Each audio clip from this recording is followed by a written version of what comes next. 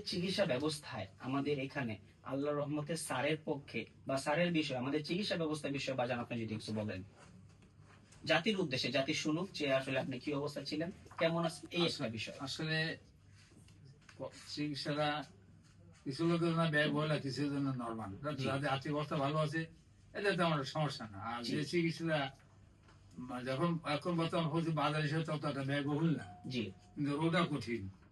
আল্লাহ যদি সহায়তা করে যে চিকিৎসা এই টাকা এটা এত ব্যয়বহুল না, এটা মোটামুটি নর্মালি। জি।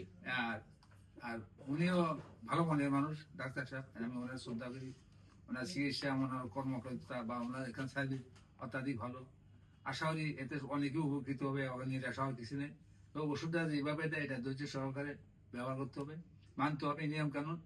আর খাওয়া দাওয়াটা আমাদের কন্ট্রোল করতে হবে। চিকিৎসা আশা করি ভালো হবে, আমার এটা রেজাল্ট ভালো আসবে, এটাই স্বাভাবিক। আর আপনি কষ্ট না করে এটা রেজাল্ট ভালো আশা করতে রেজাল্ট আসে না। না। আচ্ছা, সর্বোপরি আপনার যে মতামত সেটা হলো যে আলহামদুলিল্লাহ আল্লাহর রহমতে আমাদের এখানে চিকিৎসায় যদি একটু ধৈর্য সহকারে নিয়ম মেনে ওষুধগুলো খাওয়া যায়, স্যার যে নির্দেশনাগুলো দেয় যদি সবকিছু ফলো করা যায়, তাহলে আপনার মতো যারা যারা ক্যান্সার রোগে আক্রান্ত আছে তারা আলহামদুলিল্লাহ আল্লাহর রহমতে আমরা আশা রাখি ভালো হবে। জি। সেই কামনায় আমরা সবার করছি। জি।